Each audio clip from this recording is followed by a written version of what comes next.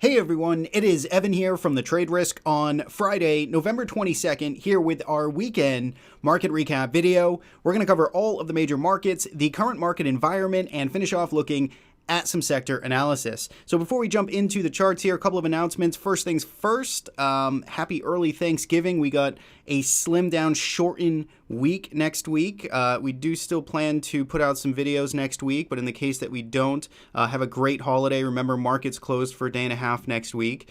And we also just launched a new swing trading strategy. You can see up here the link. If you head to the Trade Risk, you can get the link right in here or click on the trading strategies. Won't go into it in this video, but we're super excited about it. Been working on it for quite some time, and it finally have some information out there. So I encourage you to check it out if you like swing trading, stocks and ETFs, and not staring at screens, an end-of-day approach, then I highly recommend checking that out. So let's jump into the charts now. With the technicals dashboard, you can see the major indices finished the week on a positive note.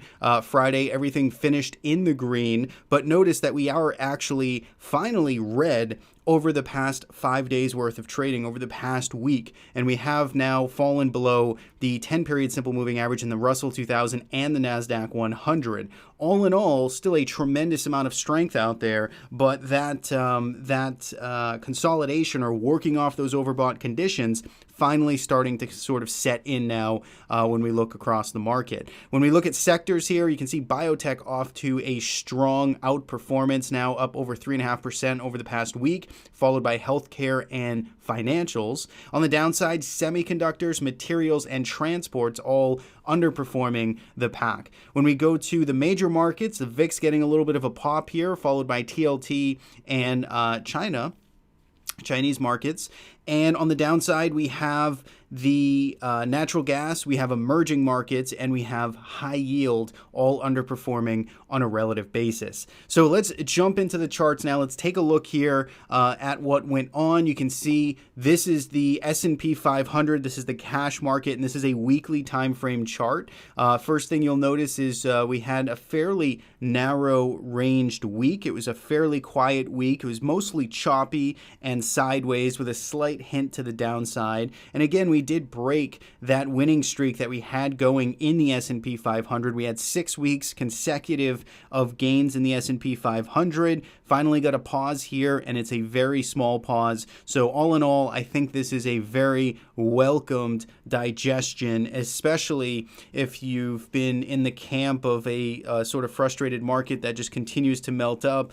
No digestion, no pullback. Well, we're finally starting to see that set in now. We're starting to work off all of the progress that we've made over the past month and a half, and we got a little bit of a down close here this week, down minus 0.37% on lighter volume in the S&P 500. So of course, really no technical damage whatsoever to speak of this week. If we go to a daily chart, you can see things just looking a little bit closer here. We had this wide range day on Wednesday of this week where we actually did fall. I think we were down a little over 1% intraday here on the lows, but notice we did get a nice bid in here. We got a big tail that formed here towards the end of the session, and then we basically had, again, another down session on Thursday, but less so. And then we had that up session finally getting a higher close here on Friday. Notice the tails on the bottom end of these recent days here for the S&P 500. Also notice that we filled the gap in here from last Friday,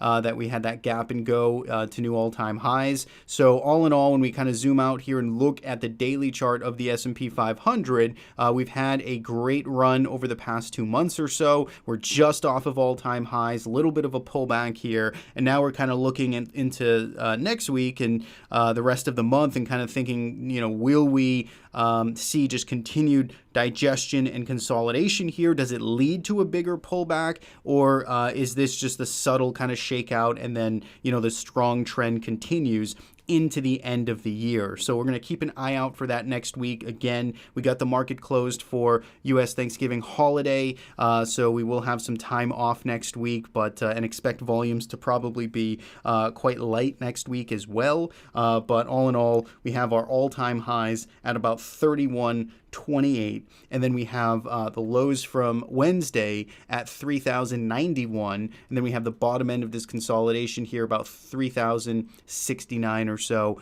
in the S&P 500. So those are some near-term levels to pay attention to, and again, the bigger mark that we're looking at is still that 3,027, the real big all-time high breakout that was made at the end of October.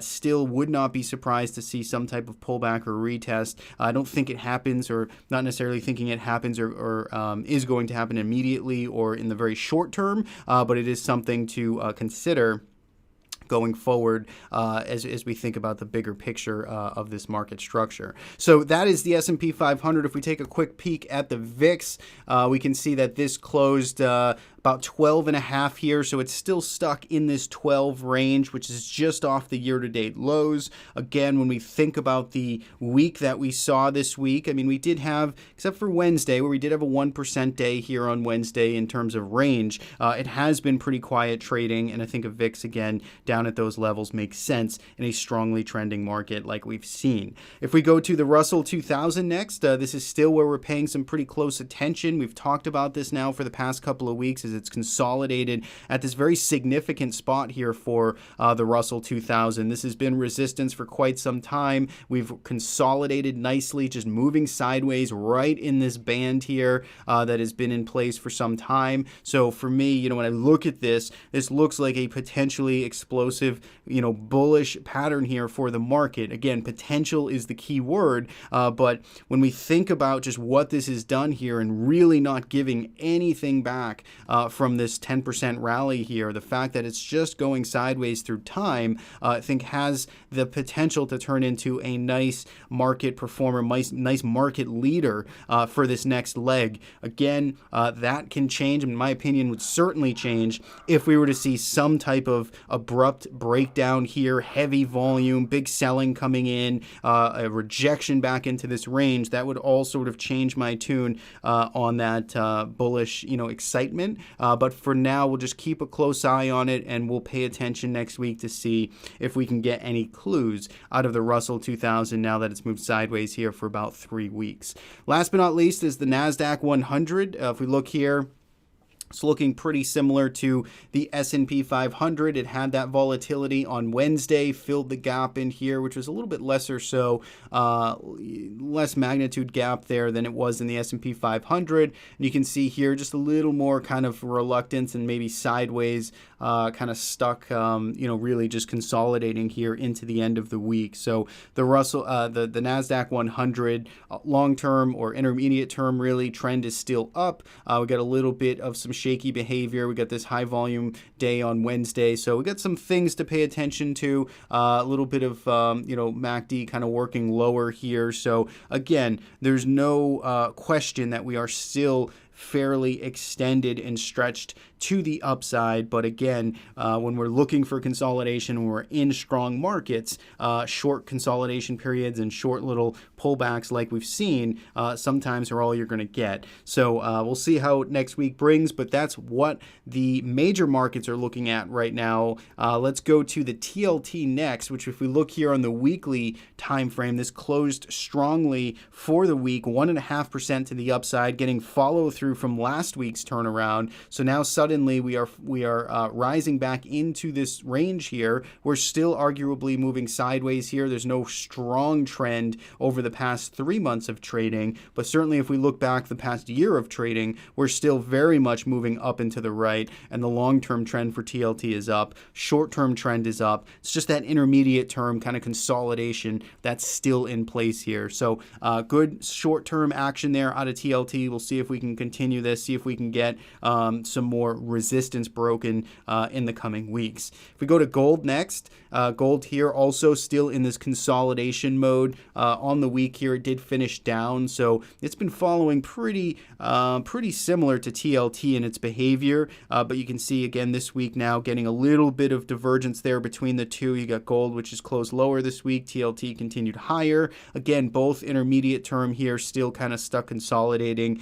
Really no technical difference in GLD this week versus last week. So kind of just wait and see mode for GLD continues. If we look at silver, it's pretty much the same thing. It did close slightly higher this week, but it was a pretty narrow range week. Didn't do a whole lot, just mostly went sideways here above this or around the $16 level. Again, no real new comments here, just kind of waiting and seeing for a little more direction out of the metals. If we go to energy next, we take a look at USO. USO here on the week did get a nice recovery from what we saw initially this week. So remember in our midweek video, things looked quite different here when we were trading down around the 1150, 1160 area, looking like this could potentially start to break down. But we did get a nice save there. We got no follow through, no persistence of selling into the end of the week. We got the full reversal and then a closed green. So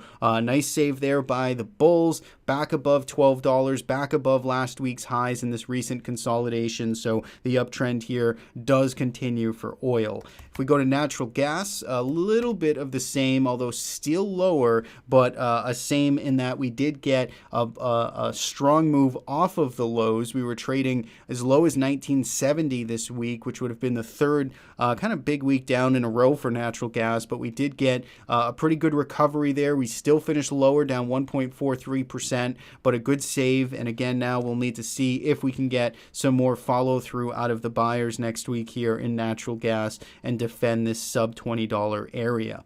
So that's it. That's what we got for the majors. Let's go to some sectors now. Let's take a look at what worked and what didn't this week.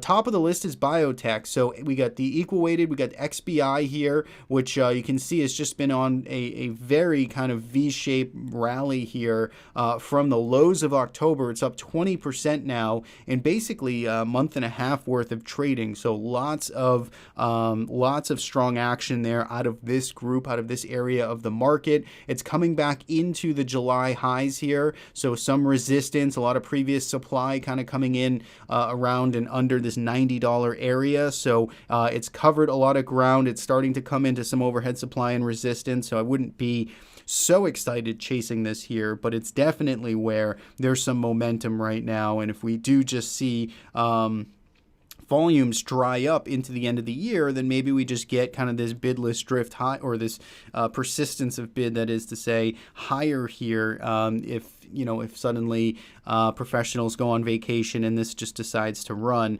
So be interesting here, but XBI, nice move. IBB is number 2, but it's the same thing. It's biotech. Again, you can see this is just the market cap weighted, still up 20%.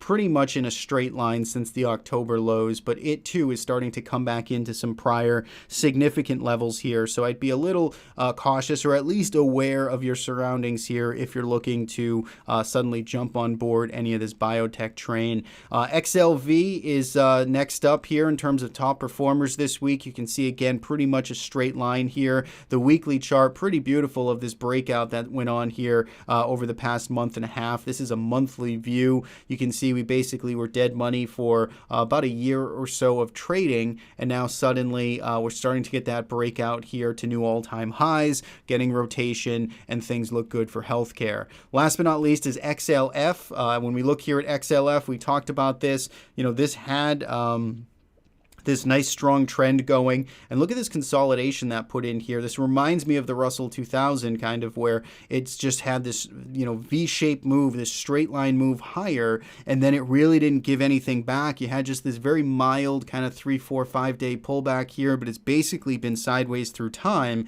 and this looks pretty fueled up to continue higher, like it wants to just continue to push to new highs here. So financials looking pretty strong there, and we're the top performer this week. In terms of the downside, semiconductors underperformed this week. We finished lower 2.5% on the week. Now, semis have had a monster move here over the past couple of weeks. They've been the leadership group, which helped kind of push this market up initially. We're starting to kind of pull back here. We just didn't even really get a full gap fill here back from Monday, the November the 4th, when we had this big gap up here, 2% up day.